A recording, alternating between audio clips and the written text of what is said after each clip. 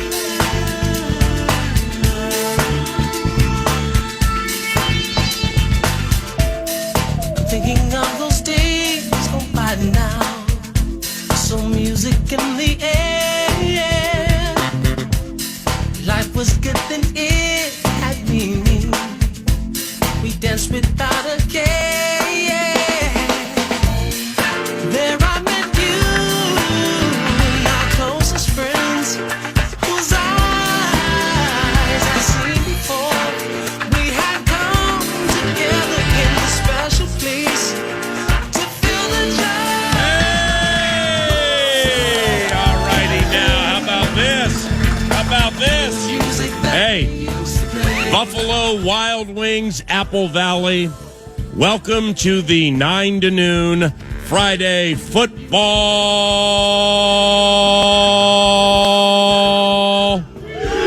Welcome, everybody. Let's have a good time today. Christmas is around the corner. The Vikings' final road game is this weekend.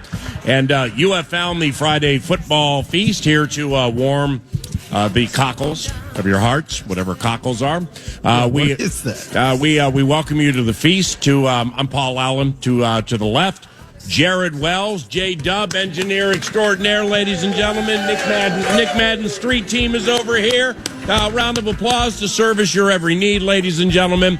Alec Lewis from The Athletic and TheAthletic.com. Nordo from 9 to noon. Round of applause, ladies and gentlemen.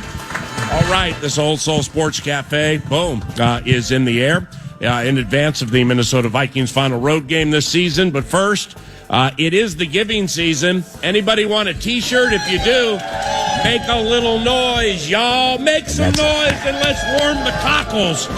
Alec wants his cockles warmed. What is a cockle? Why do you keep saying that? Warm the cockles of a heart. Yeah, I don't even feel comfortable saying that word because I don't know what it means. But for some reason, I don't know. You keep saying it. Yeah, we're going to figure out exactly what that thing is. That's one way to look at it.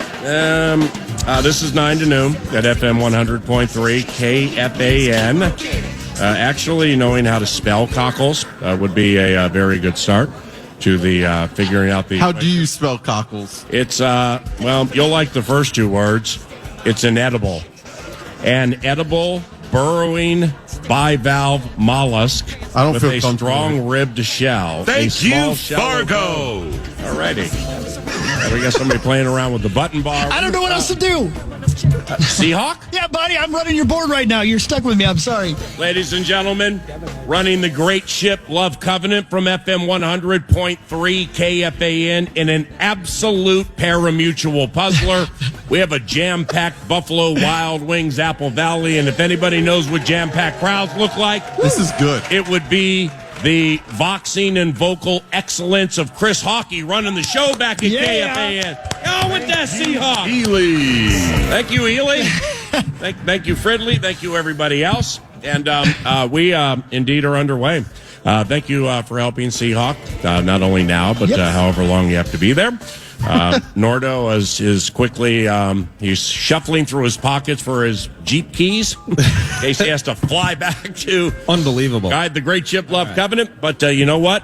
We are in the air. Yes, we are. We are on the air. And most importantly, we are here together at the Friday football feast. This is a seamless operation up in this thing. Might as well put this show on AM. Just waiting for somebody to pot down the bed back at the station at any time. Done. Bed potted down. Old Soul Cafe in the rearview mirror. Well, if I had known it was Chris Hockey back there, it could have been "I Love My Country" or maybe a Seahawk classic. Yeah, just give us 20 seconds or whatever's top ahead. Old Soul Cafe, top left button bar. Bam, he got it. All right, 3-2. Here we go. Final road game for the Minnesota Vikings. Some things, first and foremost, hold on, we're scattered right now. This is tentacle-related terrorism that's taking place right before your very ears and your very eyes here at Buffalo Wild Wings. Austin Harper, where are you? Stand up, young man. Oh, wow. Austin Harper from Apple Valley is celebrating his 13th birthday, ladies and gentlemen. Happy birthday, little brother. Least we can do is give you a shirt. Nordo might comp your wings if you're really nice to him. Your wings are on me, birthday boy. There we go. Here are some things for which we are looking with the Minnesota Vikings this weekend against the New York Giants. I'm going to begin it with an early Christmas gift or a couple that I would like delivered to a couple of Minnesota Vikings. First and foremost would be cornerback Byron Murphy Jr. All right, maybe old Jackson Dart will gift him his first interception of the year. Now, Byron has gone 18 consecutive without an interception. Wow. His career long is 19 consecutive from 2021 to 2023 with Arizona and the Minnesota Vikings. I'm quite positive the young man does not want to match that record. So hopefully Jackson Dart can gift him an interception. Hey, if he only finishes with one, it's better than zero. But Alec Lewis with The Athletic, theathletic.com. By the way, you can gift Athletic subscriptions. I do it every single year. I've done it twice this year. It's inexpensive, and the knowledge is king in the world of sports for those who enjoy The Athletic, and that would be all of us. Why do you think, Alec, Byron Murphy Jr. went from 6 interceptions last year to 0 this year? Yeah, it's a good question. I think part of it probably is the result of this team playing much fewer snaps with the lead. And so when you're not leading games as much, the opposing team doesn't have to throw as much, which makes it much more difficult to be in situations where an interception is possible. I think Byron Murphy Jr. last year, he had 5 or 6 interceptions, and he kept all of the balls from the interceptions. He put them atop his locker. It's kind of sad walking by his locker this year. There's no balls up there, but I would say, you said it, PA, Jackson Dart this weekend. Mm-hmm. Jackson Dart plays football kind of like a Red Bull mountain bike cliff jumper. Yeah, he's fun to watch. It's fun, but if you're a Giants fan, you are. This guy is in the concussion. Hey. He's in the medical tent weekly. Okay, but with what Nordo has crafted for the 11 o'clock with the players of the year and rookies of the year to this stage with 3 to go. Is he the rookie? Is he? Well, I may or may not have put Jackson Dart in that offensive rookie of the year because the Ohio State receiver for Tampa Bay's come back to the pack precipitously. Yeah. And I'm like looking at offensive player of the year and I'm like, Jonathan Taylor, holy cow, 16, look at all this. Last month and a half when they're losing, he's come back. So it's a tricky talker coming up later.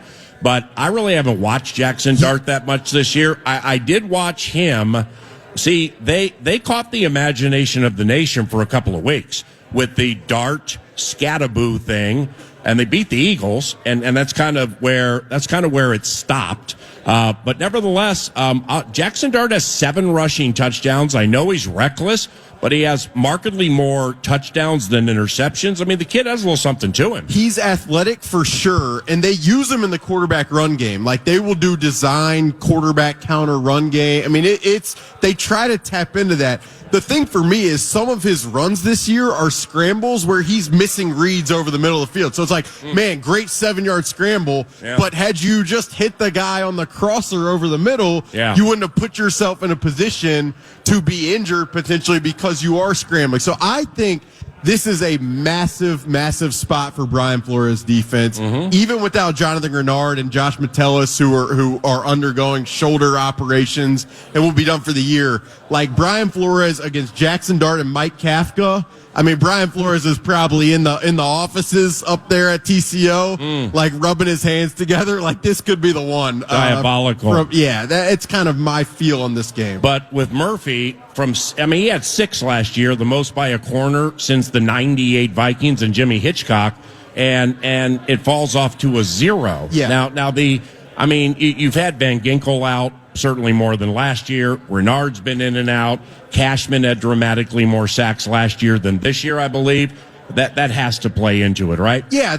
Again, I think trailing in games more often than opposing teams have to throw less often and less advantageous look. That's part of it. But then Byron Murphy, I'd also say his best spot is when he can play in the slot. The problem is this Vikings team doesn't have the cornerback depth to where he can slide in there. He has to play on the outside, which isn't his primary, most optimal position. And so for a lot of reasons, I think that, and there's also just turnover, like luck. No one wants to talk about tips and overthrows and kind of the luck of that. So it's a combination for me. Yeah, it does. It's a combination for Byron Murphy to go from 6-0. It's a combination of everything to me. I don't think he's been as just on point this year, probably, but I also don't think he's been a liability at all. And again, if he gets an interception this weekend against Jackson Dart, the Red Bull mountain biker cliff jumper, I'm not going to be surprised at all. Well, there's been an interesting talker, whether we had Pat Leonard on, New York Daily News, has a Talking Ball podcast, and he talked a bit about Dart, but out in New York, there's this conversation where he has to protect himself because he's reckless. But on the other end of it, part of the reason that he was drafted where he was is because of his athleticism. And that's even been kind of bandied about with Dart himself. Like, I don't know why. There's a big reason that I'm here and I was drafted where I was. It's because I do these things with my legs. Yeah. And so the Byron Murphy getting a pick conversation, as if the team is going to protect him and make him be a true in the pocket QB. Kind of like which game was it when it almost felt like J.J. McCarthy had this invisible fence in the pocket?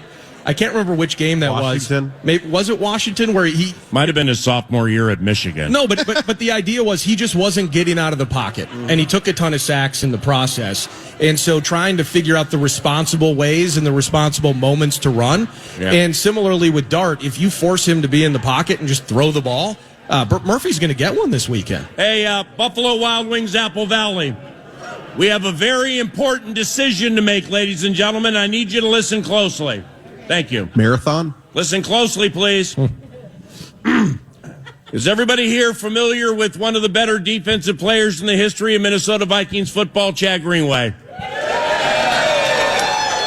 Now, Chad Greenway, on the field and off the field, has not made many mistakes in his life. Can I get an amen? All right. Well, he made one this morning. He misread the text I sent earlier this week saying Buffalo Wild Wings, Apple Valley today. Buffalo Wild Wings, Roseville on Christmas Eve. Yes, we... Oh, hey! You know where this is going. Don't turn this into Covenant Corp because we'll prosecute all of you. Unforgivable! It's 6 and 8 radio, okay? And we feel it too. So here's the deal. 6 and 8 radio. We're going to give Chad the option here by a round of applause. There's going to be a decision to make. If you would like us to call Chad Greenway and you hear him through the speakers at about 9:33, make some noise. Here's the other option. If you would like Chad Greenway to drive safely on the treacherous roads that caught young Alec this morning. Got to be careful out there. If you would like him to bust booty to Buffalo Wild Wings, Apple Valley, and be here at 9:35, make some noise. Chad, we know you're listening. See you soon. 5-2 radio at 9:35. Here he comes. Another early Christmas gift. How'd you think to do that? What on a the morning. fly? It was just that was not planned. Another early Christmas gift I would like delivered for the Minnesota Vikings final road game, New York Giants, this Sunday at noon, KFAN. Byron Murphy with an interception, snapping that long skein. But how about making it an Operation 18 Sunday? Justin Jefferson, all right. Now, forget the fact that he hasn't had more than 100 yards since the team was in London. Forget the fact that he hasn't had a touchdown in a month and change. Justin Jefferson is 4 catches from the most of anybody in their first 6 years in the history of the NFL. It was 8 2 weeks ago, and it went to 6. Now it's gone to 4. And that would pass Jarvis Landry, and that would put him in the history books for the most catches of anybody in the history of the NFL through 6 seasons. Operation 18 is in the air, and he also is 112 receiving yards shy of passing Randy Moss for the most receiving yards of anybody through the first 6 years. I've heard of him. Of their careers. Operation 18 is in the air Sunday at noon. What do y'all think of that?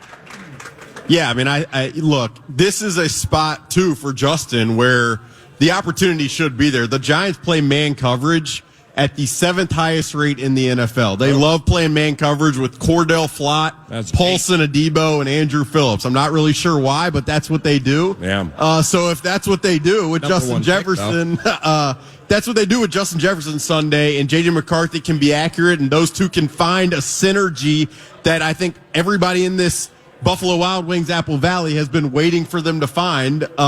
Then, he'll easily pass the 4 reception mark, and then the yardage mark is probably attainable as well. And I would not be surprised if Kevin O'Connell in this Viking stat, they know the history. They know how much Justin Jefferson has provided behind the scenes this year from a leadership kind of level-headedness standpoint. So they will do everything in their power to get him the ball. I wouldn't mind a little flip on the first play of the game. Just put him in motion, give him a little flip. That's 1 catch. That's some yards. Just do it. Why What about not? the quick out for -2? I don't care. Just get him the ball at the very beginning. Quick out for -2, then he goes to 114 from Moss. It's supposed to go the other way. It's supposed to go the right way. If you hear, Alex, somebody just says, well, you see those slants, just do more of those. Because there is there's a relationship here where Naylor has the night he does in some respects because of the attention paid to Jefferson. The tight ends 2 weeks ago in the heavier personnel groups, there's a part of the reason that TJ Hawkinson found his way and Oliver finding his way.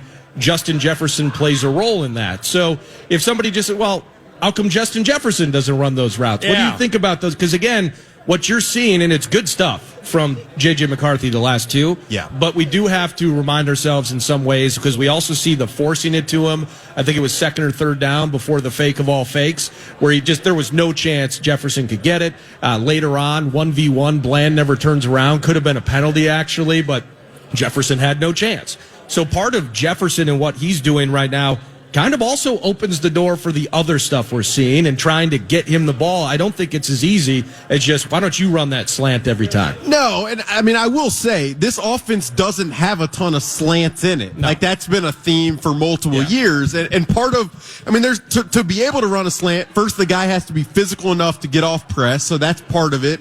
And then you got to have a quarterback to be able to put it on the body on the break every single time. And when you run slants, there's the likelihood of tips and overthrows if you're not putting the ball where it needs to be. So, as easy as it seems and looks, and at times I'm watching and I'm like, why can't they just get him a slant like the Cowboys would with George Pickens? It's definitely. Yeah, they got a lot of those Sunday night. No, they didn't. It's definitely on my mind. But I would say this,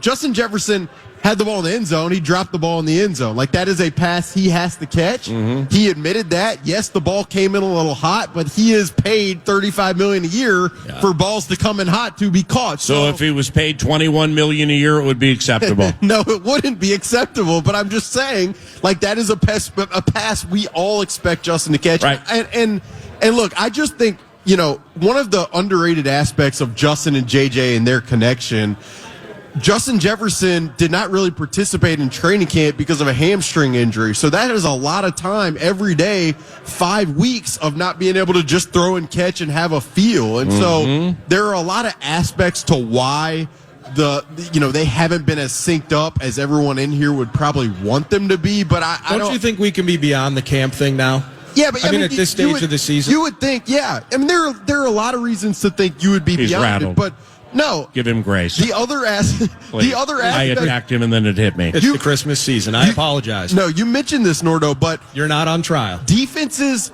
defend him with multiple bodies. And so to be able to beat those coverages from a passing game standpoint, you have to have a bespoke kind of game plan, route structure, strategy. And to have a bespoke structure, it often requires a quarterback with the wherewithal of what that stuff looks like. And JJ is still young, as much as he has shown immense growth over the last 2 weeks. He's still young. And so I just think it's part of the evolution within this thing, which is why I won't be surprised if we see it this weekend because of just more time together. With J.J. McCarthy this weekend and correlating what we know, what we see, or what we hear with where he is in his progression.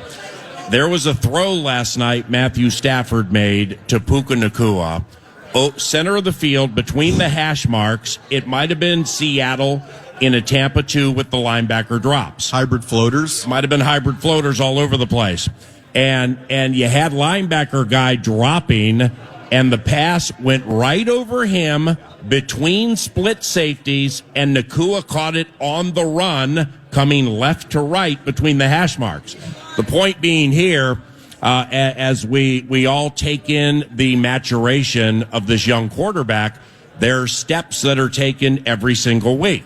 One step for which I'm looking through the final 3 beginning this weekend is attacking the middle of the field and just having like 1, maybe 2 passes like we referenced from last night from Stafford to Puka Nacua. Middle of the field. Yeah, I mean, there was the throw that J.J. McCarthy made in Arlington to T.J. Hawkinson kind of on a seam ball, and that was, I mean, one of the best throws of J.J. McCarthy's young career, without question, to kind of get the ball a little bit up and down into that window deep down the field. So you mentioning that, PA, is 100% true. Like, this Vikings offense, so much of what it's been built on through the first 3 years of Kevin O'Connell being here was in breakers toward the middle of the field, crossers kind of over the middle of the field. Like, that's where they love to attack, and that's where you can create yards after catch if you get the ball in stride over the middle. And so, yeah, over the last 3 weeks, how much is JJ targeting those areas? And when he is targeting those areas, how accurate is he being on those throws? That is going to be a huge, thing to watch. I will say this, though, just to be very clear. JJ McCarthy's pocket presence, decisiveness, that stuff has taken a massive leap the last 2 weeks. Right. Like, in the pocket, he's not climbing violently. He looks comfortable. He gets small. And even the pre-snap operation looks very composed, very under control. And so, I mean, it looks kind of like the preseason game against the Raiders, his first year, and the trajectory that I think we all probably expected him to take from that. Like, that's what it started to feel a little bit like to me. And it's not a surprise given how long it's been since he's really played in games. So it's been great to see, and continuing it against this defense, which has 3 really talented guys in the front, Abdul Carter, Dexter Lawrence, and Brian Burns, is going to be critical. Something's up with Dexter. He only has a half sack. Yeah. Are you kidding me? It's weird. And he started every game. Yeah, the numbers are weird, but he's getting double teamed at the highest rate of any defender in the NFL. Really? Per next gen stats. And that might help Burns and Carter, etc. Yeah, it definitely does. Big time. And Carter is Burnsy, 13 sacks. Who knew? When you take a first round edge rusher, you want it to look like how Carter looks like. Yeah. I mean, this guy lines up. He's gotten there. Because earlier in the year, it was just like, what's with his head? Where's he at? It's mentally, like Sam, and the whole thing. It's like Sam last night. Sam got there in a pressure-filled moment last night. Good for Sam. Abdul Carter tore it up last game, but that really was the coronation of a season, from what I understand, that's been a little frustrating for those in the Giants covenant. We got some meeting terrorism. Yeah. We got some sleeping terrorism at the facility. Off the field, it Nap sounds room, like, yeah. I mean, the nap room. You've seen the Vikings nap room. I mean, they got it right next to the locker room. You could take the best nap of all time in there. Anyway, Abdul Carter, they'll line him up on the edge, then they'll move him and go head up on the center. And so, and they'll move him and go head up on the left guard. And so, like, Abdul Carter's just, his versatility is, and Brian Burns can do the same thing. So for JJ, like, I think this week it is run the football on early downs. This is the worst run. The Giants have the worst run defense in the NFL. So you should be able to run the football on early downs, put yourself in advantageous third down spots, and then J.J. McCarthy hopefully can just, add and continue the progression that he's had over the last 2 weeks. That has been really great to see, frankly. Yeah. And I think about it even from J.J. mentally. Like, I can't say enough about to be able to navigate what he's navigated this year on the field, off the field, injury-wise, criticism, all of that, and he's still 22 years old. To see him this late in the year have the 2 games that he's had, specifically last week on Sunday Night Football, it's pretty impressive. Well, it's one of those things too. Like I'm rooting for him because he's the 10th overall selection of my favorite football team, and I feel like over the course of this, there was no room for sympathy or empathy midstream, right? Because we had a roster that's built to win now, and we're going to go to the playoffs. And what the hell's up with the kid QB? But this is, all of those things stacked against him. It's like I wanted a different quarterback in the draft, so I almost, as a Vikings fan, am willing myself for this kid to fail, almost to validate my pre-draft opinion from 2 years ago. I feel that a bit, actually, with Sam Darnold as well. Now that he's gone, people kind of rooting for him to fail to prove that was the right decision. Feels like that. But with McCarthy, it's almost like raising kids where a couple weeks ago he just was saying one word, and now he's making a sentence out of the whole thing. This growth trajectory in just 2 games, and there's bad defenses. There's a ton of variables that play into it.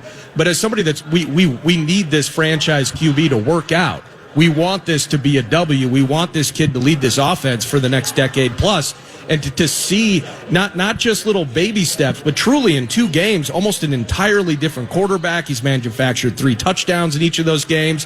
The kid making those not just steps, but massive leaps in some cases has been remarkable, really. And it's interesting because you see the growth in real time on these Sundays. But then, like, I'm standing out there at practice yesterday, and I don't know if I haven't talked to anybody, but in kind of the warm-up portion, they're running special teams on the field, but J.J. McCarthy's warming up. He's throwing these deep balls down the left sideline to Justin Jefferson as part of the warm-up, which I would have to think is a bit of a, we're trying to get the synergy right between these two. Kevin O'Connell. Or maybe they wanted you to see that. Maybe they did. But Kevin O'Connell was over there talking to Justin, but, like, in front of Justin. And JD's having to throw the ball up and over Kevin to Justin. And I'm thinking, like, is this a coaching, like, strategy to get the ball to get him to throw the ball up and over? Did he have a broom in his hand? Or no, he like didn't. That? But he was talking to Justin, probably like about schemes. But I was like, Kevin is purposeful enough to want the coaching point or to enhance JJ having to throw the ball up and over, even on a Thursday afternoon in the winter snowstorm, whatever the heck was going on yesterday with the weather. That's just kind of how it is. But no, it's been, you're right, Nordo. It's been cool to see. And PA said it. Attacking over the middle of the field, if J.J. McCarthy can do that over these last 3 games, next step, that would go even further to cementing just the growth arc that we've obviously seen the last 2 weeks. Alec Lewis's inclusion 9 to noon at the Friday Football Feast is courtesy of Steve's Appliances and stevesappliances.com. That's the website to learn more about the big year-end sale. Steve's Appliances. Anybody need appliances for Christmas? Head up to Mounds View, 7,000 square foot showroom. Say hello to Sarah and to Brian, just 2 of the kindest people you'll ever meet. They own the place, and they're going to work with you on your appliances better than anybody. It's the fellowship in their hearts that they just feel compelled to do that within reason. Hey, nobody's trying to get ripped off here. I just got my fridge and range from them. Hey. Worked with them. It was Elijah and Gavin that delivered them. They did a terrific job. Dishwasher's coming next couple of weeks. Steve, you got an ice maker in there? There's an ice maker. Oh, yeah. It's good ice. They got this autofill sensor. I can just put What's the cup. bad ice? There's levels to ice. Really? Well, yeah. You mean in It's terms like- of the density of it? It's like levels of Yeah. poaching. You got Mike Kafka, and then you got no offense, but there's He's still rattled from the drive here. no, but some ice is better than other ice. So No, this has McVay level ice. okay. it's critical. Or Mike McDonald Yeah. level ice, Yeah, what we saw McDonald. last night. Right. Last No, night. it's critical. I'm telling you, that's a critical component. And It is, Steve, right. And you go into Steve's and you ask about it, they'll make Oh, yeah. sure. Oh, yeah. They're elite ice making minds. At Steve's Appliances, by the way, with the big year-end sale with all appliances, a free 2-year warranty on each appliance purchased. Free 2-year warranty available right now. Merry Christmas to Sarah and to Brian and the elite staff at Steve's Appliances. Thank you for aiding us with Alec and the marathon segments each and every weekday, 9 to noon, stevesappliances.com. We eagerly are awaiting the arrival of the game changer for 5-2 radio, Chad Greenway. He should be here shortly. Can just quickly in closing here, can you imagine what Chad felt like when he pulled off Snelling?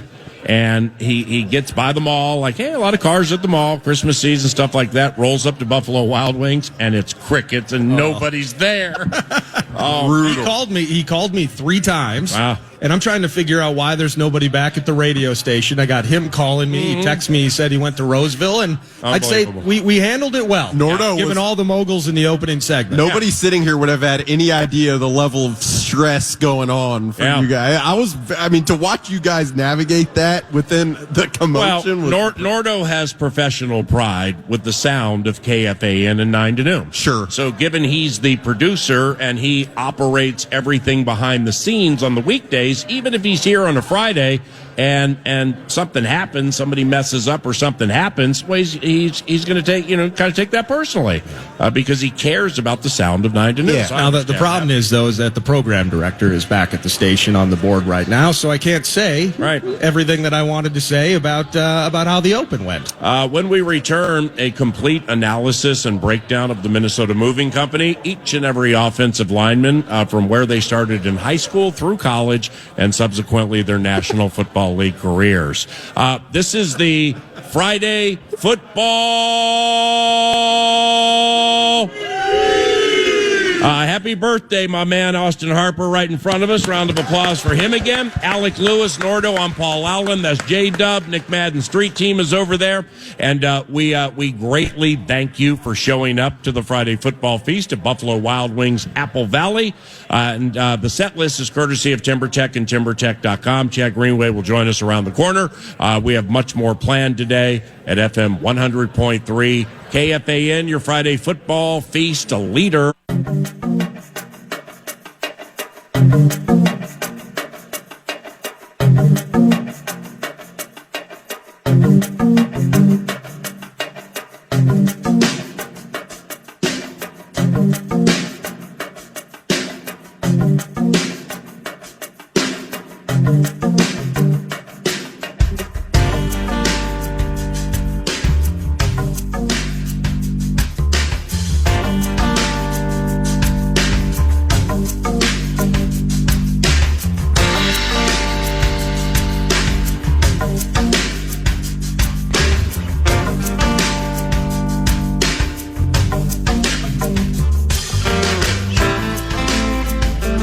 Ladies and gentlemen, we have a major announcement here momentarily. But first, we want to wish Boogie Bob a happy birthday. Where are you, Boogie Bob? Bob. Happy birthday, brother. Also at that table is a man named Joe, who drove truck for many years in super reliable fashion. Joe, put your hand in the air. Today's his first day of retirement, ladies and gentlemen. Wow. And he's spending it at the Friday Football Feast. Let's go. And there's also a young man named Jacob Cossey who wanted to be here today, but he couldn't be here today, so he's listening right now. Jacob, sorry you couldn't join us for a jam-packed feast. Very energetic, too. Great people here today. But Jacob, maybe next time, right? Now the major announcement. Ladies and gentlemen, Chad Greenway found Apple Valley. Wrong way, Greenway on the Fan. How'd that feel when you pulled into the Buffalo Wild Wings Roseville parking lot and it was crickets? It was just me. And I pulled in. I said, well, this is wrong. That's for sure. Looked at my text back from you, and I was like, oh, that's on Thursday. Or the day that is, Wednesday. So, yeah, it is what it is. Beautiful drive this morning. Yeah. Not a lot of traffic. Have you ever driven that? The Roseville to Apple Valley. Never taken that trip before. Right. It was creative through downtown. Little 62 East. Go by the airport. Airport was buzzing around this morning, looking good. That Home Depot off 77 is always busy, traffic in and out. You get to appreciate the east side of town a little bit. You don't get over there very often. You're really taking it all in. We even dip south of the river. It's like the Fleet Farm off 35W when you're heading south. Yep. Picturesque. Yeah, and you look off to the east, or if you're heading north, you look to your right, and that Fleet Farm parking lot's always jammed up. Always jammed up. But yeah, it is what it is. You know, I had a wide open Friday. Kids are at school, nothing to do. You know, putting some stocking stuffers together for the kids today. So, you know, it's easy. Yeah. Well, wouldn't you, given young Madden is off to become a Kentucky Wildcat next year, wouldn't you? I mean, this is primo time to perfect the crossover. It is. Well, absolutely. This is exactly what we're going to be doing this next 2 weeks. You set up the delay and the shoulders and everything left to right, then back to left. Let's work right to left, back to right. Yeah, a little head fake. You know, give him something to think about over here. Come back to your other side. Yeah, that's what we do. What is happening? I don't know where that went, but I'm with him. PA was sitting here doing crossovers. Yeah. I don't know. What are you, Rob Dillingham? His daughter's going to be in the WNBA. I know. I know. Okay, you start on that at age 6. Pump the brakes. You know what I'm saying? Alec, I understand you have a question for the game changer. Yeah, I've been wanting to ask you this. Phillip Rivers. Makes a guy think, right? How about that? Yeah, makes a guy think. It's a little different doing what you. Oh, I mean, it's he takes contact or hopes to avoid it. You lay the contact, which how old are you? 41? 42. 42. That's got to be tough. Yeah, you kind of hear that. You kind of stand up. You kind of get one of these. Yeah. One of those, you know, like, I could probably give you 10 to 15. Yeah. You know, but yeah. I mean, absolutely I could. First of all, 228, in great shape, ready to go. Been lifting heavy weights. One hit. It's over. It's over? It's absolutely over. Well, that's what they said about Rivers at age 44 when he went on that 7-step drop and just fell. I mean, it looked like me trying to get out of bed last week. Honestly, at 2, 4, and 5:30 in the morning. I mean, he just fell. I mean, it's like, wow. It's me slipping in my yard, like just doing some work on a little decline. It's over for Phil. No, it wasn't. He came back and he was game. You know what, though? It makes everybody think, like, yeah, I could probably give you 5 to 10, right? I mean, it's been 8 years. No, I'm definitely out. I don't want to hit anybody. You go on the sidelines these days and you see these old linemen. I'm like, how did I even do that for so long and get off of these blocks, especially when they hold all the time? You know, the old linemen. It was fun to see. His approach was great. Yeah, and he played well. Big time. Against a team, you know, best team in the NFC right now, by the way. Big time. Yeah, it was a big time play. And again, keep it simple, play simple, give him easy throws, let him get his feet set underneath him. He's always had the arm talent. You took Phil to the house, didn't you? Oh, yeah. Absolutely. Oh, yeah. Without question. Oh, yeah. Can we play that back? Do we have the audio up for that? Well, and is there a producer? And he's loose. And Phillip Rivers is HOF bound, right? Yes. Okay, so is Eli Manning. I believe Eli Manning, you know, probably will get into the Hall of Fame. Yes. Well, when we return, you want to talk about somebody who owned Eli Manning. Chad Greenway had a lot of success against Eli and the New York Giants. We'll get into the Vikings and the Giants in the final road game this year, plus much more from Buffalo Wild Wings Apple Valley. This is the Friday Football. Be right back.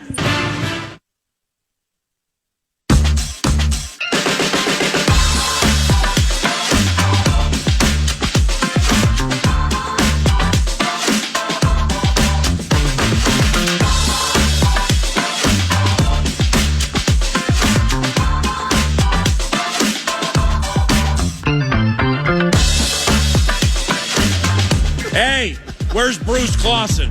Happy birthday, Bruce Clausen, from all of us here at the Friday Football Feast. I'm beginning to wonder. How many people do you know here? Wow, I don't know any of them with the exception of radio relationships, but I'm beginning to wonder if people really are celebrating birthdays or they just are like Billy, Johnny, Christy, Susie, Tamika, Antoine. Gather around the radio. Daddy's name's going to be said.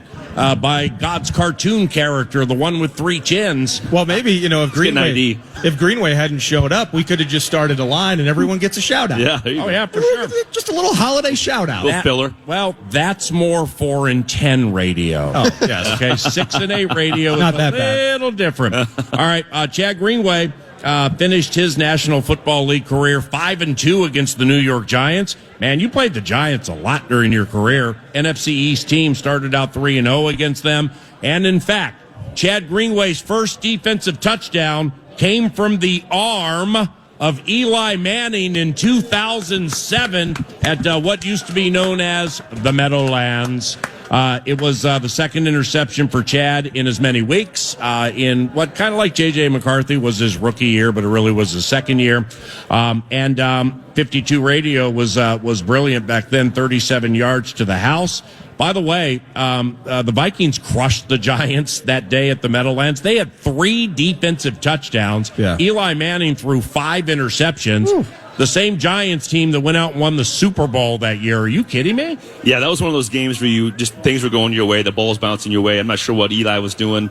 I think at one point he threw back-to-back pick sixes, I believe. Yeah. It was one of those games where things were going your way, and it was great. And all of a sudden, you have your season end. You then watch the playoffs, and you watch a team that you demolished go win the Super Bowl and get a ring, and you're just like, how? And it just shows you a quarterback gets hot. Mm-hmm. They get on the road. They get their running game going at that time. They had a defense that was playing well. And it's just the same idea you want for your own team is just get in the game every year and give yourself a chance. Right. And that's the frustrating part for me with this team this season is because if you get right at the right time, this is a team that clearly can play against and beat anybody based off what we saw going into the season at times this year. Okay, well, what you just said, just get in and see what happens.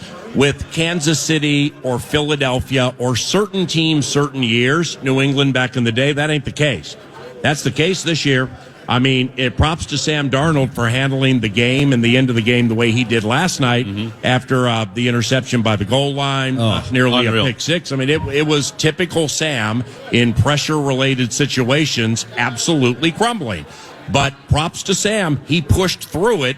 And he had to throw to, and I'm glad Alec tweeted about it too. And I agree with Alec. One of the most impressive throws. Right. Well, I mean, Al Michaels and Herb Street. They got things that they got to get to and stuff like that. But I think that was the throw where you're like, it didn't get due credit. Yeah. Oh, I agree. I mean, it was left hash, Cooper, right sideline, leading Cooper, who ain't as fast as he used to be. So I mean, that's a whole adventure in its own right. Oh, the sideline play. Yeah. Cooper Kupp, Jordy Nelson, Chris Carter-esque on the sideline when you give him the opportunity.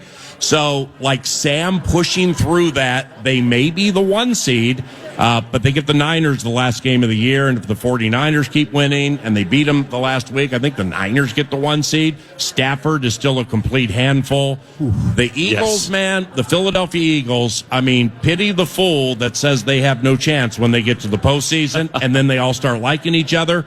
Then you get to the AFC.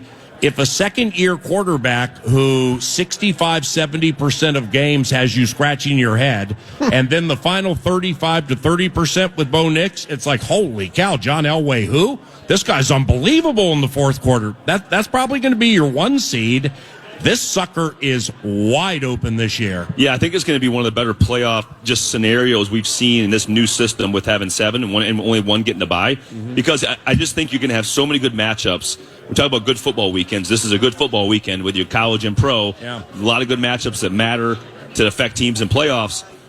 Wild card weekend, first round, was it called? What do we call it now? Divisional round or whatever it is? Wild card weekend. Still wild card. Still wild card weekend. Do they call it like super wild? Yeah, they it's call a it super wild card because of the extra team. because of the Monday night game. It's absurd. But to me, that's going to be the best weekend in football, maybe potentially in NFL history based off the matchups. Because I think every game, I love to see what Vegas is going to do because it's going to be, to me, there's going to be a lot of coin toss games, a lot of 1.5 pointers, a lot That's of 2 the pointers. weekend after my 60th birthday. I think we should bring the feast without the radio show to Las That Vegas. sounds like a great plan. Us 4, you wow. pay for it. Yeah. If you don't pay I'm in. for it, Banker Tim pays for it. We'll be popping tags. Yeah, absolutely. Banker Tim and I can just split it.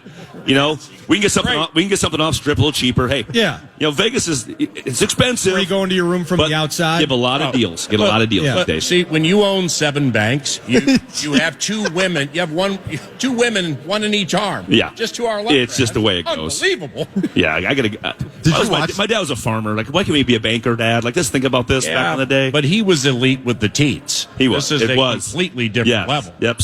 Start at the top, a little loose, just squeeze that thing through. It is a chip charin chance postseason.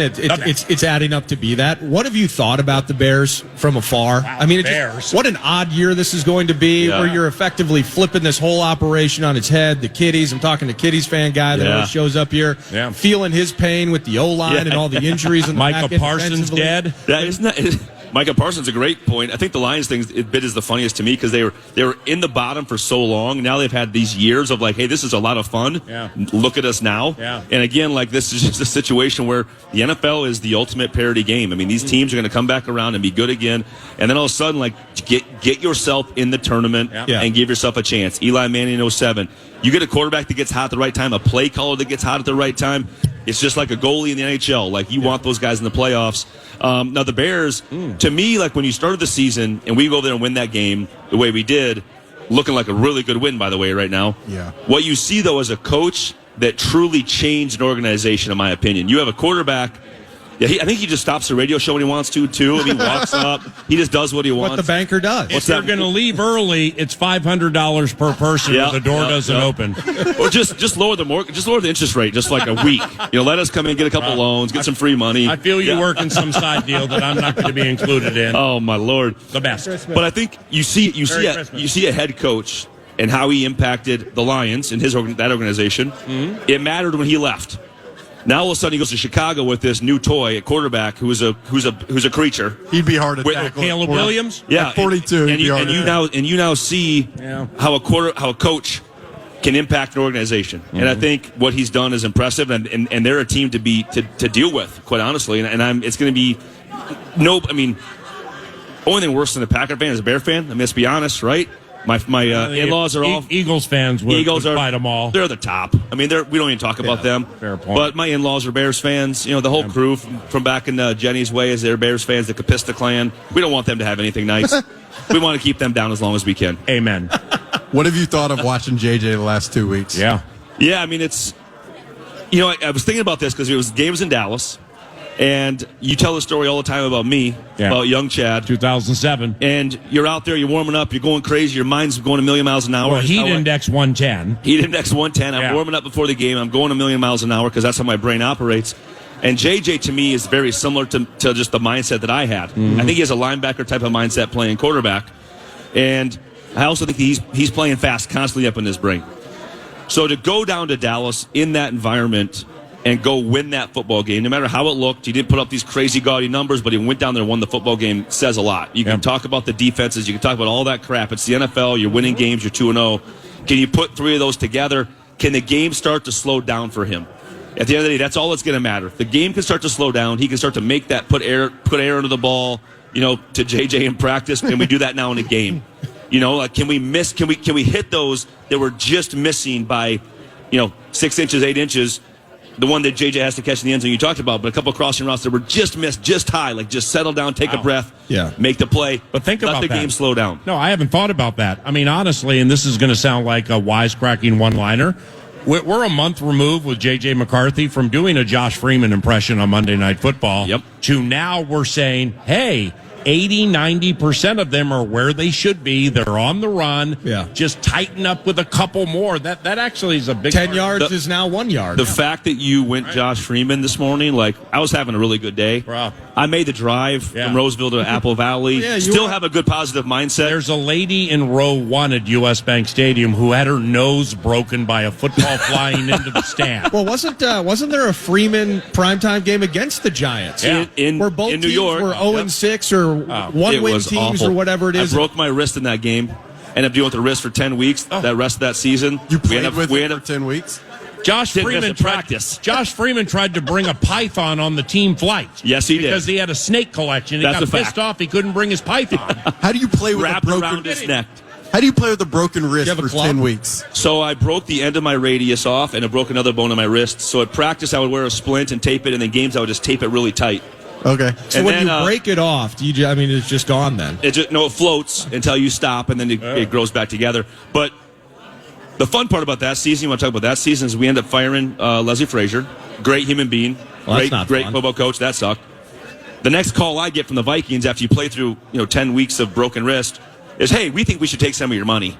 The offseason. Oh, that's great. I love the NFL. makes This you is a feel lot right. of fun. Tricky Rick. I just played through all this stuff, Rick. Unbelievable. Unbelievable. Steal the- I'm sure he's listening today. What year was that? Yeah, he's in New York listening. 14. Oh, yeah, 13. 13. Yeah, right, Yep. right. Did you hit him with a Spreewell just trying to feed my family? Just trying to feed my family. Hey, All right. burn rates high up in here. Let's close with these final two. Nordo first. Well, yeah, we were talking about this yesterday during Vikes Bites. Speaking of money, this time of year, teams not going to playoffs. People are playing for pride. People are playing for the next year, maybe the next contract, etc. We get all that. But, I mean, if Josh Oliver gets 2 touchdowns the final 3, he gets a $250,000 incentive. Do players in the locker room know that these things are where they are incentive-wise? Yeah, you don't keep that thing quiet. That's it all, and not at all. I mean, those things are talked about. I mean, hopefully all these players know the incentives that are baked into their contract and they understand what they're dealing with. The ones that always got me was the playtime percentages, which I'm not sure if that's still a deal in the NFL contracts. It was back in the day. Yeah. And that was always one was like, why are you subbing that dude out right now when you know he needs like 65% of snaps and he's at like 64? Wait, in your last game against the Giants, when I was going through these game logs, you had like 35. You're near the end, so it was cut. We've talked about that. But it was like 35, 42, 27, 35, 2. Yeah. I'm like, were you sitting on something? They put you on a 2? But when your back starts to hurt, right, now you're 32. Well, that's because you're carrying the weight of the world and the team. Unbelievable. Got 4 kids at home just trying to feed my family, Rick, and you give me 2 snaps. But the nice part was I had no playtime minimum. No playtime minimum. So you're gonna tell me, this new wrestling bit you've assumed this year at the Friday Football Feast is my favorite. This next 2 weeks, you're gonna pay me a lot of money, and I'm gonna play 2 snaps and maybe 7 the next week. Yeah. Why Anthony Barr and Eric can just go out there and run around? I'm like, yeah, I can get my head around that one.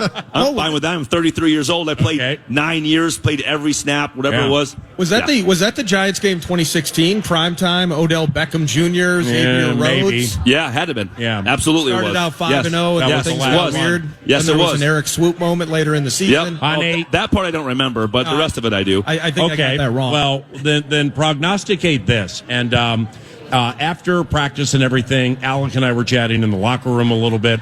And Nordo and I, either that day or a couple days previous, were talking about Eric Wilson. Remember our Eric Wilson chat? Oh, yeah, I do. It's fascinating, man. Was his shirt off? But here's the deal. You said you're in the locker room. His shirt was off. Guy's jacked. His arm's unbelievable. Can we talk about that for just a second? Sure, go ahead. Unbelievable. Go ahead and rhapsodize Body of Man. Yeah. Well, you look around in the NFL locker room and you realize that all things are not created equal. Correct. But Adrian Peterson, Daniil Hunter, Orlando Woolridge. Just ridiculous. Okay, so Dan Feeney. Eric Wilson came into the game in 2017, undrafted Cincinnati. His first deal was for 3 years. He averaged $588,000 a year. It's a good income. That's before taxes. That's unbelievable. His first signing bonus into the league, $10,000. Okay. So then he goes on a handful of 1-year deals with the Vikings and Green Bay, always around 1.1 million, 1.3 million. Green Bay topped him out last year at 1.3 and change. The Kwesi train rolled in, and it's like, here's the deal. We're going to double that for a year, make it 2.6, but you're not calling anybody else. And then Eric Wilson came here, 15 tackles for loss, 5.5 sacks. Unbelievable. They backed off on him on special teams a little bit simply because it's like you can't play every single play. I mean, he's a machine. So now, at age 31, into his 10th year next year, Alec and I were talking about this. I couldn't figure it out. I don't know. I can't remember if you did. Like, what kind of a deal is he sitting on at age 31 into his 10th year? Is he going to take a 1-year deal from somebody for like 5, 6, 7 million, something like that? I don't know what the number is because I'm not following the NFL contracts. I just know that he deserves whatever he gets. Yeah. And I love a guy who just goes through. I can't remember the guy's name when you started talking about this. Mm-hmm. Buffalo Bills ended up being a really good rush end for the Bills. Was a special teamer his whole career. Ended up being an all-pro. Jerry and Hughes? bowler. Lorenzo Alexander? Lorenzo Alexander. Yeah, and he played for Washington in 07 against you guys. Sunday Night Football played both ways, which blew me away because he was the H-back and a defensive lineman and led him in special teams tackles the year Sean Taylor died and Greg Williams had him all wound up. Yeah, good memory, good pull. Thank you. But you take a guy who is a special teams player his whole career, basically, and you give him an opportunity. He's always been probably a great player, right? Now he gets an opportunity and matches his preparation, and he goes out there and just makes these plays and is always around the ball, and he's getting sacks, and we're loving him, right? And now you're sitting on what do you pay that guy? Well, you want him to be here because you don't want another gap to have to fill next year. And I think can you go like, is he a $5 million a year guy? That's what PA 6. PA and I were talking about. Is it? I bet you it's closer to 8 or 9. Is it pay that man 2 years, $14 million? Let's walk away and give him a high five. It's that type of deal similar to what Metellus got. What 3 and 36? I mean, but he's 5 years older. No. You know what? I'm not saying give I him can 12 play again. apiece What'd you say? 3 for 36? I can give him one more year. That kind of jump up though is what we're going to see to the extent that I think he's going to make $8-ish million a year. I think he should. The two for look at his production based off of where he's aligned in pay. And there's part of this with leverage. Wow. I mean, you can appreciate the fact that Ivan Pace, it's not like Ivan Pace doesn't deserve to be in the league anymore, but Ivan Pace is not showing you that we could just simply move on from Eric Wilson and it's just good times with number 0 again. What an elite call that was, because Lorenzo Alexander is commiserate to Eric Wilson. It's less money because the less money was available then. But like he started in 2005, Lorenzo Alexander, and his first deal was for $940,000. All right, and then it basically stayed around there. Then he went to a series of 1 year, $1-2 millions. Then he got to Buffalo, man, and the whole thing came together, like you said.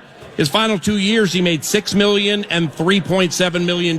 Yes, that's a wonderful comparison. Yeah, I think, and you think back to that first year of $1 million. Basically, you're talking, you're making league minimum, which at that point was $335 or $350 or something, whatever the math works out to be. So that's what Wilson was on. His first deal. You go and get an opportunity with a coach that has seen you work and see you grind and say, hey, this kid can play. Right. Yeah. And I think that when you talk about and we talked about this with Ivan Pace, is that Ivan Pace was around the football making a lot of plays. Now, his start of the season was not maybe what we thought it could be when opportunity was given. He never plays on defense anymore. Wilson was given opportunity, and that's just the game. And all of a sudden, Wilson comes in, has earned it.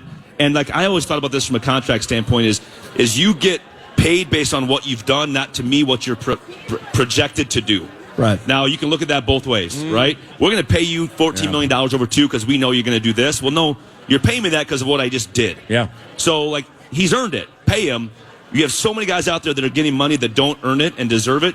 He's a great locker room guy. He's a great person. He's a guy you want. He's a guy you want in your organization. And you appreciate his body too. Yeah, I mean, good Lord. And like Jalen Naylor is going to be unrestricted. Jalen Redmond, help me with this. ERFA. What's that mean? What's the exclusive situation? Well, what's it mean though? Exclusive, restricted, exclusive rights free agent. Oh, the Vikings could hypothetically offer him a 1 year minimum deal, which does not seem fair with what Jalen Redmond has done this year. Yeah, he makes $900,000. So that's a tough situation. Been trying to work on it a little bit. It's an interesting one. Oh, right, but they got those guys as free agents. Yep. So therefore, now you're thinking about Wilson. That's actually one that I would just a huge one. After the season, here's the deal, bro. 1-7. Yeah. Okay, and if you can go find 2 and 12.5, 2 and 14. Or whatever. But take this now. With the Redmond deal, though, I think this is a goodwill opportunity for the Vikings to step in and say, hey, we're going to do this. We want you to sign it because we're working towards this. Yeah. And an agent understands when you're working with different organizations of who's full of it and who's not. And I think in this situation, how the Vikings have operated their business is they know if they say something, they're going to most likely do it. and or at least try to do it or work to do it. Yeah. And I think that's something where you say, listen, we know what this kid's doing and has done and is going to do. Let's build that goodwill for a deal that's going to come during the season next year or the year after, going into free agency. You're playing fast. Yeah. Thank you very much for the. There's that car time. I had time to think about it. So does this mean Wednesday for the Christmas Eve feast, you're going to go to Apple Valley and then get to Roseville at 9:35? I just want to see this thing in reverse. Yeah. We've got a 5-day feast turnaround. Yeah, a short week. I got to hydrate. Yeah, hydrate. 100%. Yeah, no doubt about it. Hey, the schedule's the schedule, guys. You're so discombobulated now because of this drive here. I've told you. We talked about the Christmas Eve feast in the locker room. I don't remember that. Oh, I was focused on trying to come up with the Eric Wilson contract. It'll be so okay. I can text Rob. It'll be okay. They always come back. Yeah. What I'm most excited about is these last three. Is this momentum we're building with the two we just had? Best ever. And with the feast or the team? Both. Right. But because we're playing fast, the team's playing fast. We're playing efficient here. We're making plays. Hey, we'll see you guys on Wednesday. Anything with Grey Duck and Grey Duck Spirit? It's the holiday season. If you're not going out to buy Grey Duck, you're doing it wrong. I mean, it's a Minnesota product. You're in Minnesota. It's cold. Your team's either winning or losing. Best. We can solve both problems. Thank you. You still got the hoodies? Hoodies are hot. Go on the website. We have a website. Look at us now. Yeah. Hey, Ted Greenway, ladies and gentlemen. If you ain't going to see him for the Christmas Eve feast, wish him Merry Christmas as he leaves. With Alec Lewis from The Athletic and Nordo from 9 to noon, I'm Paul Allen. This is the Friday Football Feast at Buffalo Wild Wings Apple Valley. We have a fantasy component to our radio show each and every Friday. It has a charitable tie to it. It's called IHOP in honor of Paul, and we will unfurl that when we return to KFAN.